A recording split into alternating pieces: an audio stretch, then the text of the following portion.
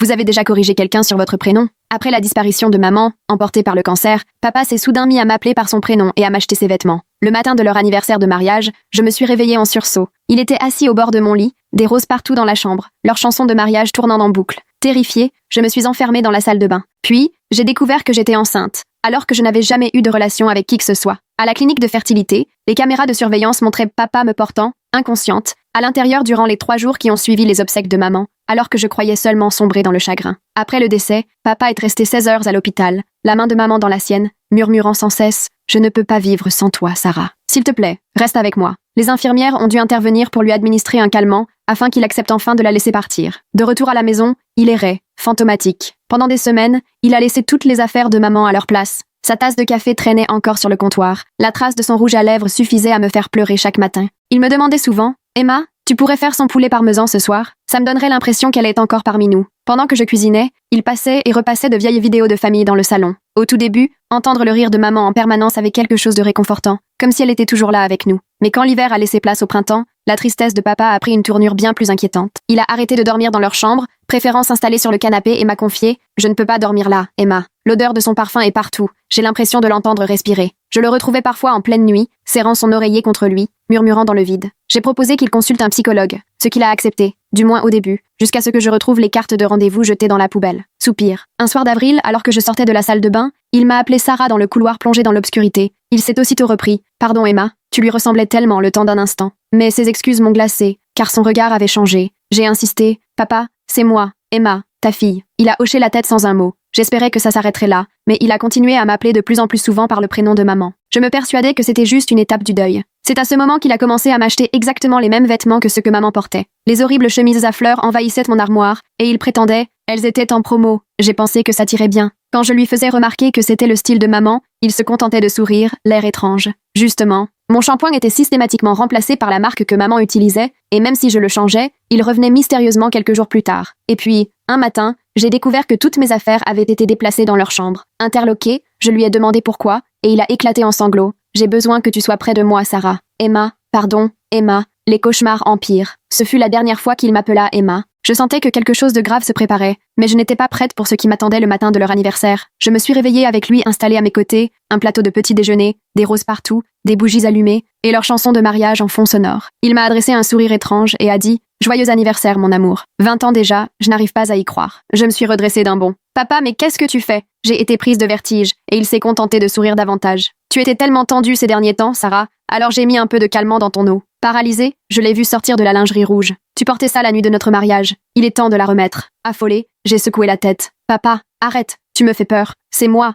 Emma. » Son visage ne trahissait rien, juste ce regard perdu. J'ai repoussé le plateau, il m'a attrapé brutalement par le poignet. « Pourquoi tu fais ça, Sarah ?» J'ai hurlé. « Maman est morte, je suis Emma, ta fille. » Son visage s'est déformé. « Arrête de mentir, tu es ma femme. Tu l'as toujours été. » Il a tenté de m'embrasser, ses mains cherchant ma poitrine tout en murmurant « C'est notre anniversaire. Arrête de faire comme si tu ne te souvenais pas de notre première fois. » J'ai crié « Lâche-moi !» et je l'ai mordu violemment à la lèvre, le sang jaillissant. En titubant vers la salle de bain, il a supplié « Sarah, reviens, ne me laisse pas seule un jour comme aujourd'hui. » J'ai eu juste le temps de fermer la porte à clé avant qu'il ne la défonce presque en frappant dessus. Je serai doux, je te le promets, comme la première fois. N'aie pas peur, mon amour. Comme je ne répondais pas, il s'est énervé. « Sarah, ouvre cette porte tout de suite. Une femme ne fait pas ça à son mari. » J'aurais voulu appeler à l'aide, mais mon téléphone était introuvable. Quand j'ai entendu ses coups redoubler, j'ai crié de toutes mes forces « À l'aide! Quelqu'un! Venez m'aider !» Par chance, mon voisin, Monsieur Lee, a entendu. Papa a réussi à forcer la porte. Il est entré avec ce sourire écœurant et a dit « Te voilà ma chérie. Plus besoin de te cacher, tout en préparant une seringue. Ça va t'aider à te souvenir de qui tu es. » J'ai essayé de me débattre, mais il était plus fort. Tout s'est arrêté net quand Monsieur Lee a cogné à la porte d'entrée. « John, tout va bien là-dedans ?» Papa a répondu « Tout va bien, Tom. » Sarah fait encore une de ses crises. Monsieur Lee n'a pas lâché l'affaire. « John, Sarah n'est plus là. J'appelle la police. » En larmes, j'ai crié « Je ne suis pas maman, je suis Emma. » La police est arrivée et l'a trouvée sur moi, répétant « Messieurs les agents, il y a eu un malentendu. C'est ma femme, Sarah. » Même menotté, il suppliait « Sarah, dis-leur que tu es ma femme. » Un policier s'est penché vers moi. « Mademoiselle, comment vous appelez-vous » J'ai éclaté en sanglots. « Emma, je suis sa fille. » Papa s'est débattu, hurlant « Elle est perdue, elle est malade. On est mariés depuis 20 ans. » Tandis qu'il l'emmenait, il criait encore « Sarah, je t'aime. » Il a été interné en hôpital psychiatrique. 2 mois plus tard, j'ai découvert, abasourdi, 2 traits roses sur un test de grossesse. Mon cœur s'est arrêté. J'étais persuadée d'être encore vierge. Je suis restée là, hypnotisée par ces 2 lignes roses jusqu'à ce que la vue me fasse défaut. Les carreaux glacés de la salle de bain contre mes pieds nus, je me suis laissé tomber, le test serré dans ma main qui tremblait sans fin. Comment ça pouvait m'arriver à moi? Je n'avais jamais été avec qui que ce soit, jamais même embrassé un garçon. Rien que d'y penser, j'avais la nausée. Mon téléphone s'est mis à vibrer sur le lavabo, affichant le numéro de l'hôpital psychiatrique. Malgré toutes les alarmes dans ma tête, j'ai décroché. La voix de papa, étrangement posée, n'avait plus rien à voir avec l'homme qu'on avait emmené menotter 2 mois plus tôt. « Comment va notre bébé, Sarah ?» a-t-il demandé, comme si de rien n'était. Le test m'a glissé des mains et a atterri sur le carrelage. Derrière sa voix,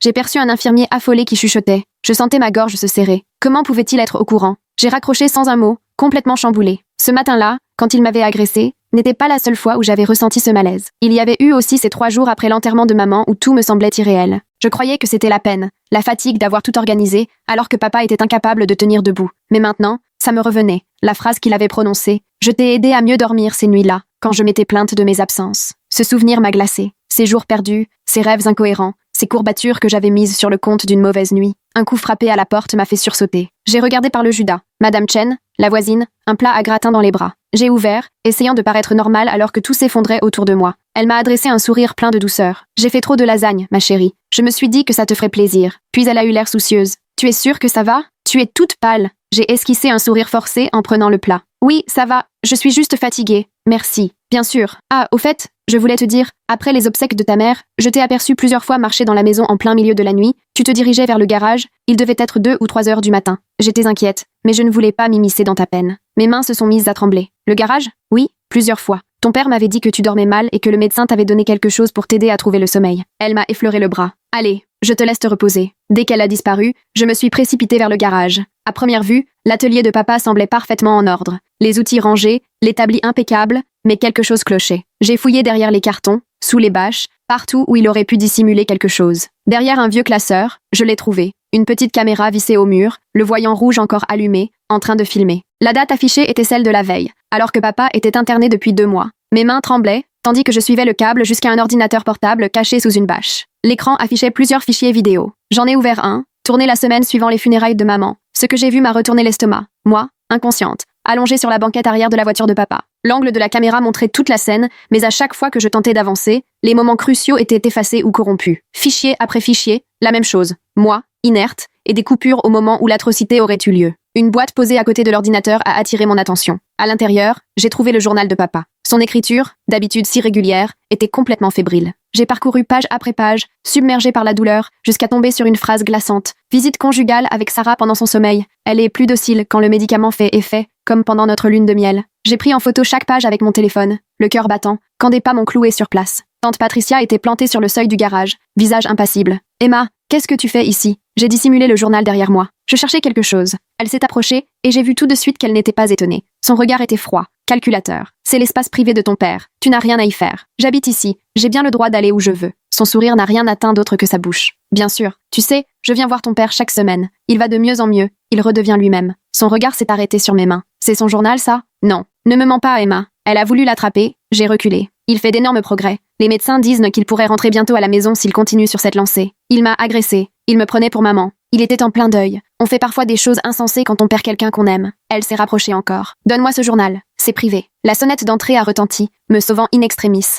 J'ai filé devant elle, le journal serré contre moi. Ma meilleure amie Mika était sur le pas de la porte, un sac de déjeuner à la main. Prête pour qu'on déjeune? J'ai pris de la taille du resto que tu... Elle s'est arrêtée, inquiète. Emma, qu'est-ce qui t'arrive? J'aurais voulu tout lui déballer. Le test de grossesse, les vidéos, le journal, mais aucun mot ne sortait. Eh bien, la thérapie de deuil de papa a sacrément dérapé. Entre faire son deuil et revivre sa nuit de noces avec sa fille mineure, je crois qu'on a dépassé les bornes. Comment expliquer que mon propre père ait pu, juste une matinée compliquée, ai-je finalement soufflé. Mika m'a examiné, jetant un coup d'œil derrière moi alors que tante Patricia sortait du garage. Tout va bien? Oui, a répondu Patricia sur un ton glacial. Je venais juste voir ma nièce. On se retrouve dimanche pour dîner, Emma. Dès qu'elle a tourné les talons, Mika m'a tiré à l'intérieur. Allez, raconte. On dirait que tu as vu un fantôme. J'ai ouvert la bouche, puis je l'ai refermée. Le test de grossesse était toujours là, abandonné sur le carrelage de la salle de bain. Le journal me brûlait les mains, incapable d'en parler. J'ai découvert des choses sur papa, ai-je craqué. Des trucs vraiment glauques. Quel genre de trucs? Je lui ai tendu une page du journal, la voyant devenir livide. Oh mon Dieu, Emma, c'est... Je sais. J'ai continué à feuilleter, jusqu'à ce que quelque chose tombe.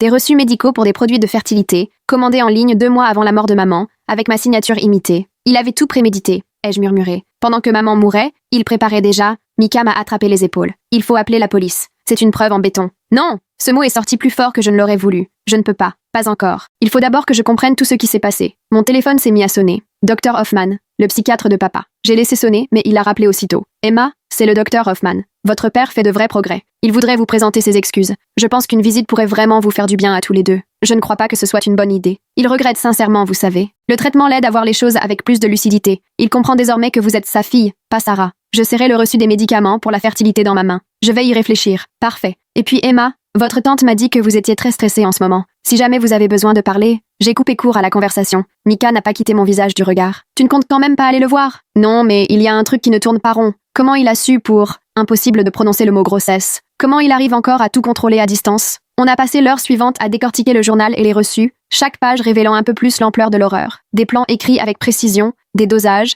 même des notes sur l'installation des caméras pour surveiller la convalescence de Sarah. Emma, il faut qu'on trouve de l'aide, ça nous dépasse. Elle avait raison, mais à qui se fier? Tante Patricia soutenait manifestement papa. Le docteur Hoffman semblait complètement dupe de son numéro. Quant à la police, elle n'avait jamais pris les choses au sérieux. Laisse-moi réfléchir, ai-je soufflé. Je dois être plus maligne que lui. Mika a accepté à contre-cœur de me laisser du temps. Dès qu'elle est partie, je me suis assise dans ma chambre, encerclée par toutes ces preuves. Le test de grossesse caché dans mon tiroir me semblait presque toxique tant il irradiait d'angoisse. Il fallait que je creuse davantage. L'adresse inscrite sur le reçu de la clinique de fertilité m'a décidé. J'irai voir sur place dès demain. Peut-être trouverai-je là des dossiers, des images de vidéosurveillance, n'importe quoi pour prouver ce que papa avait fait pendant ces jours noirs. Mon téléphone a vibré. Un SMS, numéro inconnu. En l'ouvrant, j'ai senti la peur me glacer. Une photo de moi tirée d'une des vidéos effacées, où j'étais inconsciente, sans défense, accompagnée d'un message. De si beaux souvenirs de nos instants ensemble. J'ai hâte d'en créer d'autres. Ton mari aimant. Le téléphone m'a échappé des mains sous le choc. D'une manière ou d'une autre, même enfermé, papa continuait à nous surveiller, cherchant à s'immiscer dans ma vie, persuadé que j'étais maman.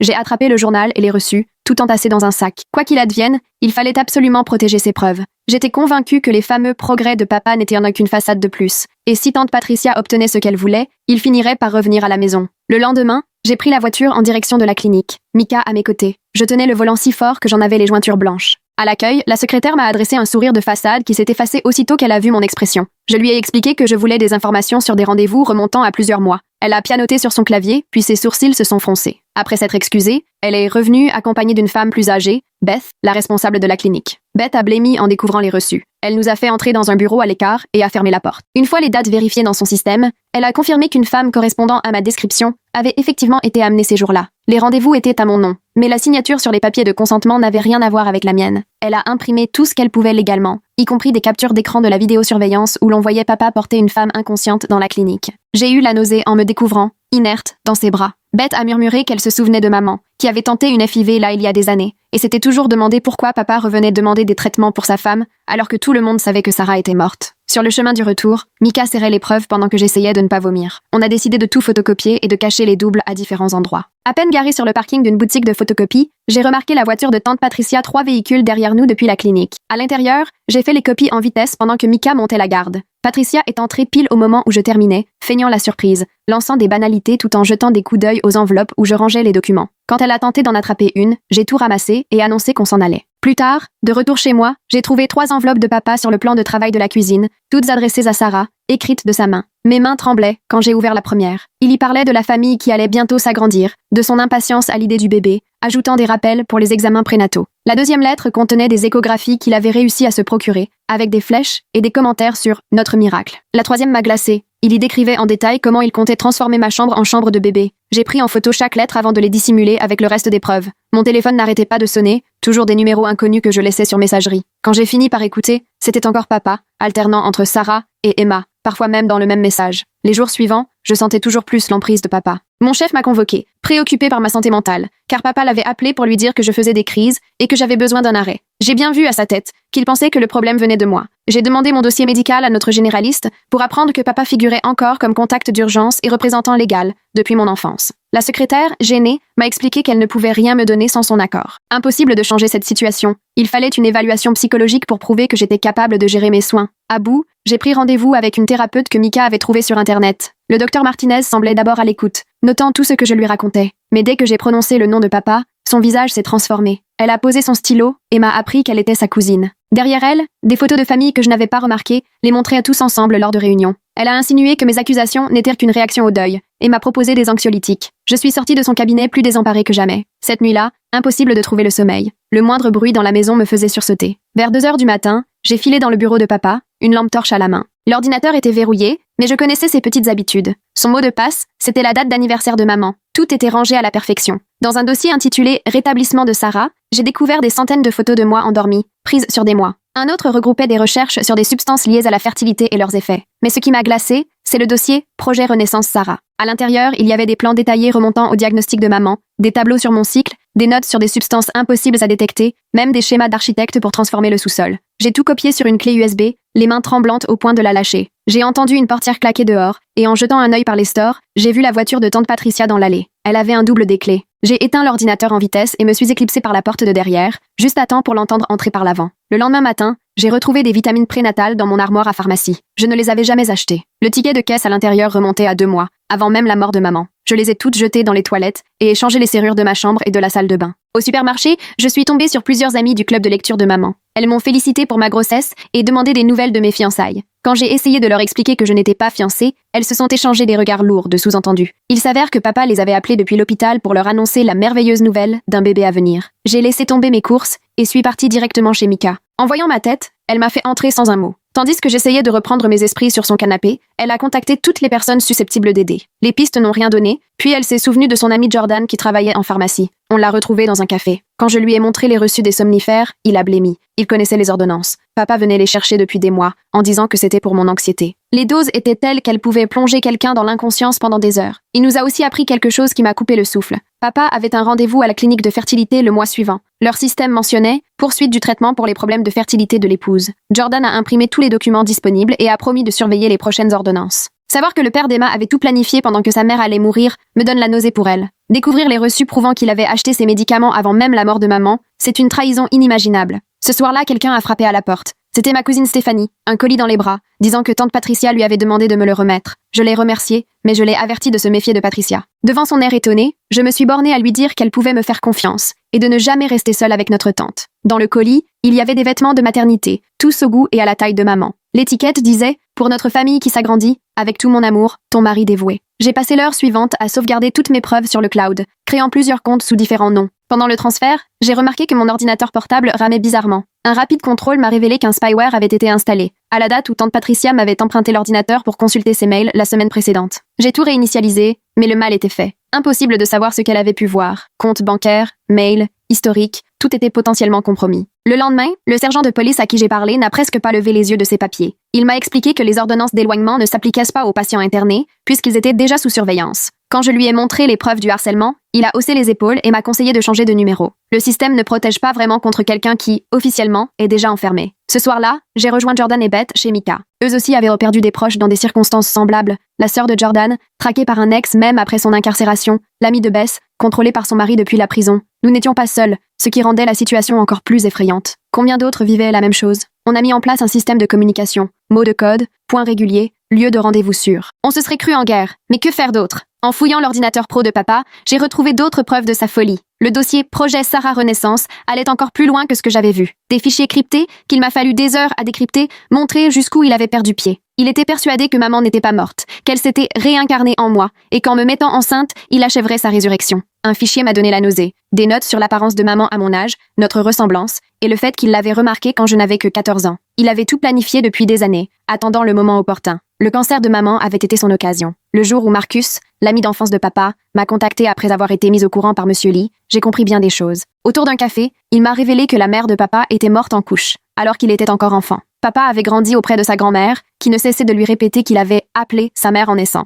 Ce traumatisme avait tout façonné dans sa façon d'appréhender les femmes, la mort et la renaissance. Marcus m'a montré d'anciennes photos de la mère de papa. La ressemblance avec maman et moi sautait aux yeux. 3 générations de femmes au même visage, et l'esprit torturé de papa nous avait toutes confondues, comme si nous n'avions été qu'une, condamnées à mourir et renaître sans fin. Au supermarché, je faisais profil bas, mais ça n'a pas empêché tante Patricia de me retrouver. Elle m'a coincé dans le rayon céréales et m'a accusé de salir l'honneur de papa. Quand j'ai essayé de m'éclipser, elle m'a attrapé par le bras, sous le regard curieux des autres clients. Je suis restée calme, lui demandant tout bas de me lâcher. Quand elle s'est énervée en me parlant de loyauté familiale, j'ai simplement brandi mon téléphone qui filmait déjà. Elle m'a aussitôt relâché, mais le mal était fait. Les images de vidéosurveillance m'ont ensuite lavé de tout soupçon lorsqu'elle a prétendu que je l'avais agressée. Plusieurs témoins ont confirmé que c'était elle qui avait perdu son sang-froid. Plus tard, l'établissement m'a appelé pour m'annoncer que l'assurance de papa arrivait à échéance dans un mois. Il faudrait alors soit le transférer dans le public, soit le laisser sortir. Le ton de l'assistante sociale ne laissait guère d'illusions sur la suite. Les coupes budgétaires faisaient que les structures publiques s'étaient insaturées. Papa serait sans doute relâché, livré à lui-même, et il n'aurait de toute façon jamais suivi aucun traitement. Ce même jour, Rosa, une femme d'entretien de l'établissement, m'a appelé sur mon portable. Elle avait trouvé mon numéro sur le registre des visites et tenait à me mettre au courant. Papa faisait semblant de prendre ses médicaments depuis des semaines. Il les cachait soigneusement. Elle était persuadée qu'il préparait quelque chose. Elle en avait parlé à ses responsables, mais rien n'avait bougé. Lors du traditionnel dîner du dimanche chez tante Patricia, je l'ai observé d'un œil neuf. Son masque a glissé le temps d'un instant quand elle m'a appelé « Sarah », en me passant les pommes de terre, avant de se reprendre. Mais oncle Robert l'a remarqué. J'ai vu la confusion dans ses yeux, la première faille dans sa loyauté envers sa femme. L'avocat de papa m'a contacté pour organiser une réunion soi-disant de réconciliation. Il a brossé le portrait d'un père repenti, prêt à demander pardon et à réparer ses torts, évoquant même un héritage conséquent. Il paraîtrait que papa avait souscrit des assurances vie dont j'ignorais tout, à condition que j'accepte de lui rendre visite sous surveillance. J'ai refusé et raccroché sans hésiter. Le lendemain soir, oncle Robert s'est présenté chez moi, l'air complètement perdu. En faisant du tri dans les papiers pour les impôts, il était tombé sur le journal intime de Patricia. Il découvrait qu'elle rendait visite à papa beaucoup plus souvent qu'elle ne l'avait dit, parfois quotidiennement. Les pages révélaient une obsession grandissante pour la version des faits de papa, au point de s'imaginer que maman était encore vivante, sous une autre forme,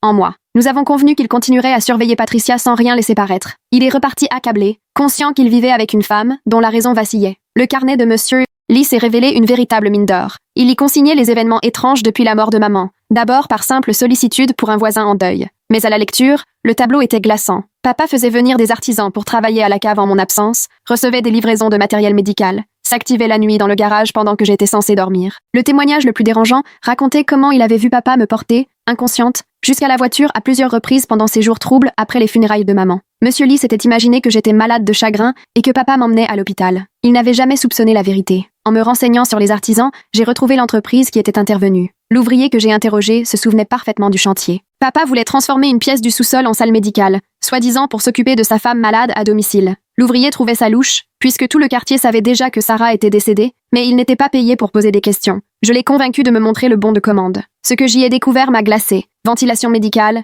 isolation phonique renforcée, prises multiples pour du matériel spécifique, petit réfrigérateur, tout pour un cabinet médical privé. Cette nuit-là, j'ai pris mon courage à deux mains et je suis descendue à la cave, que j'évitais depuis mon retour. J'avais besoin de savoir. Derrière ce qui semblait n'être qu'un mur d'étagères, j'ai trouvé une porte cachée. Mes mains tremblaient en l'ouvrant. Ce que j'ai découvert derrière dépassait tout ce que j'avais pu imaginer. Du matériel médical occupait un coin, table d'examen, pieds à perfusion, appareil de surveillance. Un frigo bourdonnait dans un angle. À l'intérieur, des fioles de produits pour la fertilité et, bien plus inquiétant, du matériel génétique congelé, étiqueté à mon nom, prélevé à des dates correspondant à mes pertes de mémoire. Un mur entier recouvert de photos, moi à tous les âges, puis des images de maman, et enfin celle de la mère de papa. Dans son esprit malade, nous n'étions qu'une seule et même femme, condamnée à mourir et à renaître sans fin. Au centre de la pièce trônait un lit médical avec des sangles, attendant sa prochaine victime. J'ai tout photographié, puis je suis ressortie, les mains tellement tremblantes que j'ai à peine réussi à refermer la porte. Ce n'était pas seulement une agression, c'était une opération minutieusement planifiée pour me transformer en incubatrice de ses délires. Mika a donné sa démission dès le lendemain, préférant ça aux menaces de procès et d'accusations de diffamation de la part de Patricia, de plus en plus pressantes. Son patron avait beau compatir, il n'allait pas risquer un scandale. On a passé l'après-midi à refaire son CV et à chercher de nouveaux postes, essayant de faire comme si tout était normal alors que notre monde s'écroulait. Petit à petit, un réseau de soutien s'est mis en place. Le groupe de prière de maman a pris contact après avoir entendu certaines rumeurs. Ces femmes connaissaient notre famille depuis toujours et se posèrent des questions sur l'attitude de papa. Elles nous ont proposé des lieux pour nous réunir, apporter leur soutien moral et surtout, elles m'ont cru. D'anciens voisins ont eux aussi commencé à se manifester, chacun avec ses propres observations. La voisine d'en face avait vu mon père me porter jusqu'à la voiture, lors de ces fameuses nuits où je perdais la mémoire. Le couple âgé d'à côté avait entendu des sons étranges provenant de notre garage, à des heures incongrues. Personne n'avait rien dit jusque-là, chacun pensant avoir mal compris une scène banale. Mais à présent, ils réalisaient qu'ils avaient assisté à quelque chose d'effroyable. Les tentatives de papa pour me joindre se multipliaient sans relâche. Chaque jour, de nouveaux faux comptes apparaissaient sur les réseaux sociaux, envoyant des messages tantôt débordant d'amour, tantôt regorgeant de détails sordides sur un avenir imaginaire. Je signalais chaque compte, mais d'autres surgissaient toujours plus vite que les plateformes n'arrivaient à les supprimer. Les images de vidéosurveillance de l'établissement l'avaient remontré en train d'instruire d'autres patients, leur dictant quoi me dire au téléphone. Un enregistrement que Rosa avait réussi à faire passer en douce montrait papa apprenant à un vieil homme désorienté à inventer un appel pour un rendez-vous prénatal pour Sarah. La manipulation était orchestrée avec une froide constance. À moins de 2 semaines de la fin de l'assurance de papa, j'ai dû prendre des décisions difficiles. La grossesse était à un stade précoce, assez pour envisager une interruption sans danger, mais je me débattais avec ce choix. Ce n'était pas seulement une question personnelle, C'était aussi une pièce à conviction de plus contre lui. Pourtant, garder l'enfant aurait signifié céder à sa folie, entrer dans son délire. Les femmes du groupe de prière m'ont entouré de leur bienveillance pendant que je prenais ma décision. L'ami de papa, Marcus, n'y est pas allé par 4 chemins. Tu sais, ton père est convaincu que tu es la réincarnation de sa mère, parce que ta grand-mère lui a dit qu'il l'avait tuée en la mettant au monde. On aurait presque dit qu'il fallait de la thérapie avant même d'envisager d'avoir des enfants, pas après. Ces femmes m'ont accompagnée au rendez-vous, m'ont tenu la main dans la salle d'attente, puis m'ont ramenée chez moi, sans jamais me juger, uniquement avec douceur et compréhension. Les prélèvements de tissus ont été scellés, au cas où l'on en aurait besoin comme preuve. Les enfants de Patricia, eux, commençaient à prendre leur distance après avoir surpris des conversations troublantes. Sa fille aînée refusait de revenir, terrorisée par ce qu'était devenu sa mère. Son fils avait même demandé à l'oncle Robert s'il pouvait aller vivre quelque temps chez leurs grands-parents. La famille se fissurait, mais au moins la jeunesse se protégeait. Plusieurs témoins ont fini par raconter ce qu'ils avaient vu chez papa avant la mort de maman. Les notes de son oncologue, récupérées grâce à une infirmière compatissante, révélèrent que papa s'était renseigné sur l'augmentation des doses d'antalgiques, posant des questions étrangement précises, sur les mélanges mortels, tout en prétendant vouloir éviter un accident. L'établissement a prolongé la mesure de placement après que Rosa ait enfin pu déclencher une nouvelle évaluation, mais ça n'a donné qu'un sursis de 30 jours. Le compte à rebours continuait, légèrement retardé. Papa a perdu certains privilèges après qu'on ait découvert des médicaments de contrebande, mais ses lettres arrivaient toujours, glissées hors de l'établissement par d'autres patients, séduits par sa manipulation ou appâtés par quelques billets. Lors d'un appel enregistré, papa s'est trahi. En s'emportant sur la grossesse de Sarah, il a lâché que c'était « comme il y a 20 ans, quand tu as été conçue ». Il s'est aussitôt ravisé, comprenant qu'il venait d'avouer qu'il savait bien que j'étais sa fille, pas sa femme. Cette faille, captée et consignée, apportait une preuve supplémentaire qu'il n'ignorait pas la réalité. Il préférait juste s'enfermer dans ses délires. Marcus a fini par me confier la dernière pièce du puzzle. La mère de papa était elle aussi morte en couche. Les femmes de sa famille mouraient en donnant la vie, et dans l'esprit brisé de papa, elles ne formaient plus qu'une seule et même femme. Sarah, sa mère, sa grand-mère, un cycle infernal de mort et de renaissance qu'il voulait perpétuer à travers moi. Les vidéos de surveillance de plusieurs nuits révélaient ce qui s'était réellement passé pendant mes absences. Papa me portait jusqu'à la voiture, roulait jusqu'à la clinique, puis revenait des heures plus tard alors que je restais inconsciente. Les horaires coïncidaient parfaitement avec les procédures inscrites dans le registre de la clinique de fertilité. Tout était là, en images floues et monochromes, preuve de l'agression régulière que j'avais subie sans même le savoir. À l'approche de la fin de la prolongation du placement de papa, tout notre cercle de protection se préparait au pire. On avait prévu des lieux sûrs, établi des horaires pour les appels de vérification. Chacun savait ce qu'il avait à faire pour garantir ma sécurité dès sa sortie, qui devenait inévitable. Mais je n'étais plus dans la fuite, j'avais passé des mois à réunir des preuves, à bâtir mon réseau, à tout archiver. Même si la police se dérobait, si le système nous laissait tomber, notre communauté était prête. La vérité circulait, portée par les chuchotements, les conversations à l'abri des oreilles indiscrètes. Papa se persuadait qu'à travers moi, il pourrait refaire vivre maman, prolonger un cycle morbide. Mais moi, je rompais la boucle. Je choisissais la vie, la mienne, loin de ses fantasmes. Et je n'étais pas seule. J'avais une armée de survivants, d'alliés, de témoins à mes côtés. L'établissement m'a appelé pour me tenir au courant. Lors de la réévaluation, ils avaient découvert des comportements encore plus préoccupants. Papa avait mis au point un plan totalement délirant pour sa sortie, centré uniquement sur l'idée de retrouver sa femme et leur bébé. Cette fois, même le docteur Hoffman n'a plus pu détourner les yeux. Il m'a appelé pour s'excuser de n'avoir rien vu plus tôt. La manipulation de papa avait été totale, sa mise en scène lors des entretiens si convaincante. Mais l'empilement des preuves ne laissait plus de place au doute. On avait affaire à une obsession dangereuse. Le lendemain matin, j'ai reçu par coursier le témoignage écrit de Rosa. Son écriture tremblait, mais ses souvenirs étaient précis. Date, heure, bribes de conversation surprise au détour d'un couloir. Papa avait préparé ses patients des semaines durant, leur apprenant mot à mot quoi dire lorsqu'il m'appelait. Elle avait tout noté, consciente qu'elle risquait son poste pour venir en aide à une inconnue. J'ai ajouté son témoignage à mon dossier, qui grossissait jour après jour. Il m'a fallu 3 heures pour tout rassembler. J'en ai envoyé des copies à différents endroits. Une chez Mika, une chez Marcus, une dans un coffre-fort, chaque page classée et vérifiée, prête à servir en cas de besoin. Les éléments à charge s'accumulaient, mais je savais que, malgré tout, rien n'était gagné d'avance. Les appels enregistrés de papa devenaient de plus en plus incohérents. Dans l'un de ses messages, il m'appelait tour à tour, Sarah, Emma, puis maman, tout cela dans un même flot incohérent. Le personnel de l'établissement s'était mis à tout consigner après avoir découvert sa réserve de médicaments. Sa déchéance s'accélérait, le masque qu'il portait si scrupuleusement devant le docteur Hoffman volait désormais en éclats. Le groupe de prière de maman avait établi un planning. Plusieurs femmes prenaient régulièrement de mes nouvelles dans la journée, m'apportèrent des plats, restaient à mes côtés quand l'angoisse devenait trop forte. Ces femmes, amies de maman depuis des décennies, étaient devenues mon bouclier. Elles avaient déjà perçu le côté autoritaire de papa, vu des choses qu'elles avaient alors minimisées. Mais à présent, elles étaient prêtes à me défendre là où elles n'avaient pas pu protéger maman. L'établissement a finalement annoncé le transfert de papa vers un hôpital psychiatrique de longue durée, l'assurance ayant accepté devant l'évidence de son état qui empirait. J'ai ressenti un immense soulagement, jusqu'à ce que j'apprenne les modalités. Le transfert aurait lieu dans 3 jours et il faudrait traverser toute la ville, autant d'occasions pour qu'une complication survienne. Le comportement de Patricia devenait de plus en plus inquiétant. Elle surgissait à des moments improbables, épiait par les fenêtres, laissait des messages vocaux décousus sur la loyauté familiale. Mon oncle Robert avait mis les enfants à l'abri chez ses parents et me téléphonait chaque jour pour me raconter les faits et gestes de Patricia, soulignant sa nervosité grandissante. J'ai passé des heures à la banque à bloquer tous les comptes auxquels papa pouvait avoir accès. Le directeur, patient, m'a écouté tout expliquer et m'a aidé à faire les démarches nécessaires pour couper tous les ponts financiers. Nouveaux comptes, nouveaux mots de passe, tout était à reprendre à zéro. À chaque étape, j'avais le sentiment de reprendre un peu plus le contrôle sur ma vie. Le jour du transfert, il pleuvait, chose rare à cette saison. Je suis restée enfermée chez moi, porte verrouillée, téléphone à la main. Mika est venue me tenir compagnie. Nous suivions sur les applications de circulation la progression du fourgon, guettant sa lente traversée de la ville. Chaque feu rouge me faisait tressaillir, chaque arrêt me semblait une menace. L'appel est tombé à 14h47, mais ce n'était pas l'établissement, c'était Patricia. Sa voix était essoufflée, fébrile. Papa l'avait persuadée de l'aider pendant une pause aux toilettes. Elle avait créé une diversion le temps qu'il disparaisse. Ils étaient maintenant ensemble, prêts à réunir la famille. J'ai raccroché et appelé aussitôt la police, puis l'établissement, puis tous ceux sur qui je pouvais compter. En quelques minutes, Monsieur Lee débarquait avec son fils, Marcus arrivait accompagné de 2 de ses frères, et le groupe de prière de maman se transformait en un bataillon de grand-mères protectrices. Ma maison s'est transformée en forteresse, remplie de voisins et d'amis venus veiller sur moi. La police a dit qu'elle était sur le coup, mais nous savions tous que papa finirait par venir ici. C'est ici que vivait son obsession. La nuit est tombée et nous avons attendu. Quelqu'un a fait du café, quelqu'un d'autre a commandé des pizzas que personne n'a touchées. On faisait des rondes aux fenêtres, on vérifiait les verrous. La pluie avait cessé, laissant un silence inhabituel, même la circulation paraissait étouffée. Vers 23h15, la voiture de Patricia est apparue, garée en face, moteur tournant. Derrière les rideaux, j'ai distingué 2 silhouettes à l'intérieur. Ils sont restés là 20 minutes à observer la maison, scrutant sans doute chaque voiture, chaque personne venue me soutenir. Puis Patricia est sortie seule, a traversé la rue comme elle l'avait déjà fait tant de fois, et a frappé à la porte avec son insistance coutumière. Comme personne ne répondait, elle a tenté sa clé, sans succès. J'avais changé les serrures. Elle a frappé plus fort, puis s'est mise à m'appeler, mêlant mon nom à celui de Sarah, exactement comme papa. Monsieur Lee a entrouvert la porte, la chaîne en place. Patricia a essayé de forcer le passage, exigeant de me voir. Derrière elle, papa est sorti de la voiture, amaigri, flottant dans ses habits d'hôpital, mais le regard perçant, étrangement clair. Il n'avait plus rien de l'homme brisé qu'on avait emmené des mois plus tôt.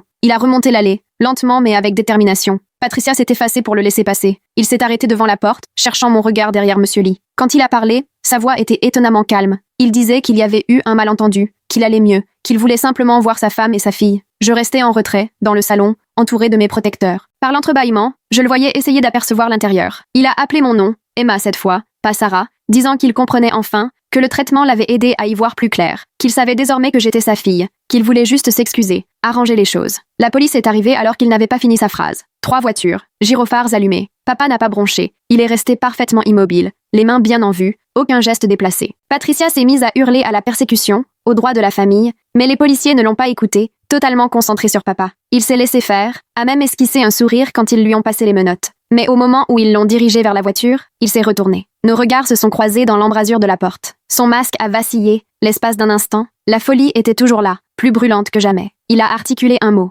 bientôt. Ils ont aussi arrêté Patricia, considérée comme complice. Elle s'est débattue, hurlant son amour, sa fidélité, la famille. Les voisins sont sortis voir ce qui se passait. Quelqu'un a filmé la scène sur son téléphone. En quelques heures, tout le quartier en parlait. Les rumeurs allèrent me poursuivre, mais au moins la vérité éclatait. Plus de mensonges de la part de papa. L'établissement a eu de sérieux ennuis à cause de cette faille de sécurité. De nouveaux protocoles ont été instaurés. Rosa, promue responsable de la sécurité, m'a appelé pour prendre de mes nouvelles et s'excuser de ne pas avoir pu empêcher la fuite. Je lui ai dit qu'elle en avait déjà fait bien assez. Toute sa documentation m'avait sauvée. L'aveu de papa est arrivé 3 jours plus tard. Non pas dans une salle d'interrogatoire, mais sur la tombe de maman. Il avait convaincu un gardien de le laisser venir une dernière fois. Debout devant la stèle, il lui parlait comme si elle était encore là, lui racontant comment il avait augmenté sa dose de morphine pour l'aider à trouver le repos, comment il lui avait serré la main pendant qu'elle s'éteignait, comment il avait tenu sa promesse de ne jamais la laisser souffrir. Les caméras de surveillance du cimetière ont tout filmé. Son aveu de meurtre, prononcé avec une tendresse infinie. Il était persuadé d'avoir fait ce qu'il fallait pour maman. À ses yeux, il l'avait délivrée de la douleur, lui permettant de renaître à travers moi. Le cycle de la mort et de la renaissance s'était bouclé grâce à ses mains aimantes. Patricia a entendu cette confession depuis sa cellule. Quelque chose s'est brisé en elle, pour de bon. Elle a réalisé qu'elle avait épaulé un meurtrier, qu'elle avait laissé un monstre agir. À la police, elle a tout raconté, dans les moindres détails. Chaque visite, chaque plan, chaque folie à laquelle elle avait assisté. Submergée par le chagrin après la perte de sa sœur, elle s'était laissée emporter par les délires de papa, jusqu'à y croire elle aussi. Mais l'aveu du crime a tout fait basculer. Fini les mesures provisoires, fini les restrictions d'assurance. Papa a été transféré en hôpital psychiatrique de haute sécurité, poursuivi pour des faits qui allaient le garder enfermé à vie. Ce système qui m'avait tant déçu se retrouvait enfin face à une réalité qu'il ne pouvait plus ignorer. J'étais assise dans le bureau du procureur, relisant une dernière fois ma déposition. Ils avaient tout, les preuves que j'avais collectées, le témoignage de Rosa, les vidéos, la confession de Patricia. mais il voulait aussi mon récit pour que le jury saisisse toute l'ampleur de ce qu'il avait commis. J'ai accepté, mais seulement par écrit. Il m'était impossible de prononcer ces mots à voix haute. Les résultats du test ADN sont tombés le même jour, confirmant ce que je redoutais. La grossesse venait bien de papa. La technicienne du laboratoire me les a remis avec une mine défaite. Elle avait vu les infos, compris l'horreur de la situation. J'ai ajouté ces documents au dossier, une preuve de plus dans une affaire déjà accablante. Le groupe de prière de maman m'a aidé à préparer une cérémonie en sa mémoire. Pas question d'évoquer papa. Il n'existait plus pour moi. Mais pour maman,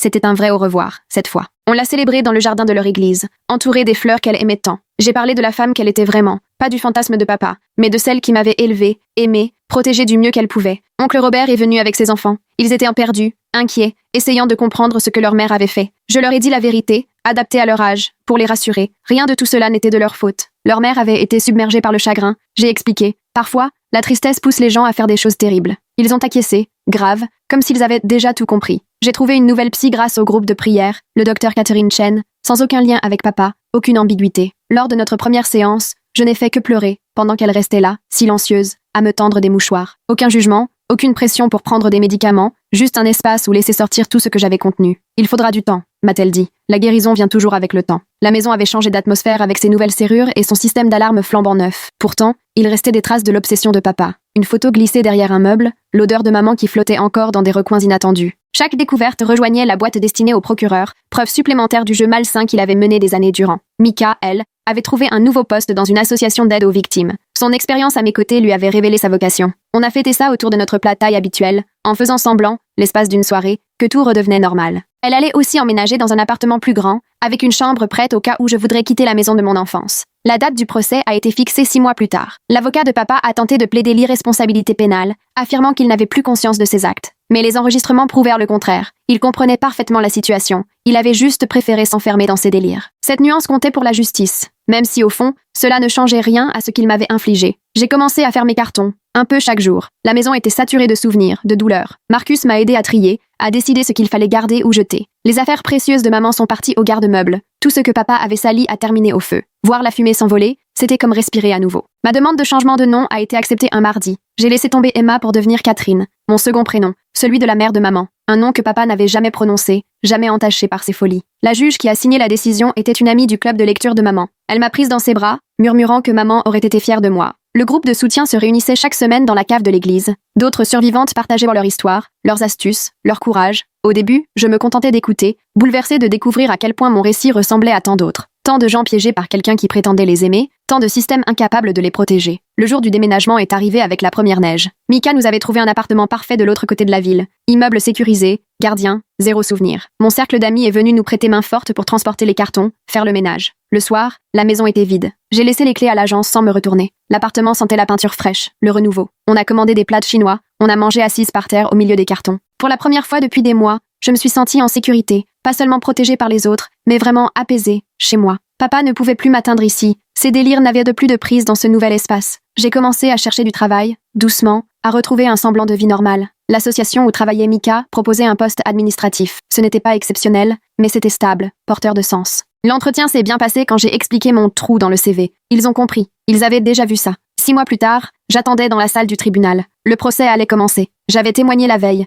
lisant ma déclaration d'une voix calme. Papa m'a observé tout du long, cherchant encore Sarah dans mes traits. Mais je n'avais plus peur de lui. Il n'était plus qu'un vieil homme brisé, consumé par ses fantômes. Le verdict est tombé. Coupable sur toute la ligne. Meurtre, violence, séquestration, harcèlement, internement psychiatrique à vie sans aucune chance de sortie. Patricia, elle, s'en est tirée avec du sursis et une obligation de soins pour sa complicité dans l'évasion. Elle a tout perdu. Sa famille, sa réputation, même le souvenir de sa sœur. À côté de ça, la prison aurait presque été une forme de clémence. Ce soir-là, on s'est retrouvés en famille, celle qu'on a choisie, dans notre appartement. Monsieur Lee est arrivé avec des plats coréens, Marcus a ramené du vin, le groupe de prière de maman avait préparé les desserts. On n'était pas là pour faire la fête, il n'y avait rien à célébrer, mais on a pris le temps de reconnaître notre chance d'avoir survécu, notre capacité à tenir bon, la force qu'on trouve dans la solidarité quand tout s'effondre. J'ai commencé à animer des groupes de soutien, à raconter mon histoire à d'autres survivantes, leur montrant comment tout noter, se construire un réseau, se fier à leur intuition. Chaque semaine, une nouvelle personne poussait la porte, désemparée, comme je l'avais été. Chaque semaine, je faisais de mon mieux pour l'aider à retrouver son chemin. Quand l'anniversaire de la mort de maman est arrivé, c'est une étrange paix qui m'a envahie. Je suis allée seule sur sa tombe, avec ses fleurs préférées. Papa ne pouvait plus rien gâcher. Elle redevenait juste ma mère, la femme qui m'avait aimée et protégée, autant qu'elle le pouvait. Je lui ai parlé de ma nouvelle vie, de mon nouveau nom, de cette liberté toute neuve. Catherine. J'étais Catherine maintenant, plus Emma, la fille que papa voulait façonner à son image, ni Sarah, le fantôme qu'il poursuivait. Juste Catherine, bâtissant une existence avec une famille choisie, des gens qui me voyaient vraiment. Je n'étais pas complètement guérie, je ne le serai peut-être jamais, mais j'étais enfin libre et reconnaissante. Franchement, papa qui avoue un meurtre sur la tombe de maman alors qu'il est filmé, il faut avouer que ce n'est pas la décision la plus futée qu'on ait vue chez un criminel. On croirait qu'il a totalement zappé les caméras du cimetière, trop perdu dans sa folie. Au final, cette histoire s'est terminée avec Catherine qui recommence tout à zéro, nouveau nom, nouvel appart, et papa qui décroche un aller simple pour la cantine de l'asile, ce qui, honnêtement, donne enfin l'impression que la justice reprend ses droits. Merci d'avoir suivi cette aventure avec moi. On a traversé de vraies montagnes russes, avec des tournants particulièrement sombres.